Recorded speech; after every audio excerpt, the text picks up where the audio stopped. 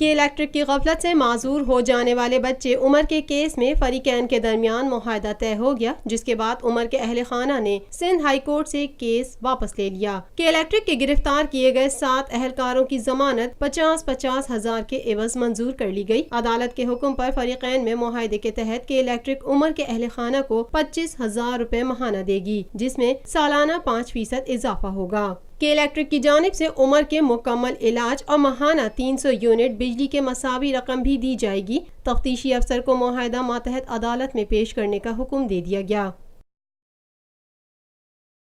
پاکستان میں پہلی مرتبہ حالات حاضرہ کے مختصر مگر جامع پروگرامز، خبروں، تبصروں کے علاوہ دیگر سماجی، تجارتی، ثقافتی، تفریحی، معلوماتی، مذہبی، تعلیمی، صحت اور بچوں کے پروگرامز صرف TNN TV پر۔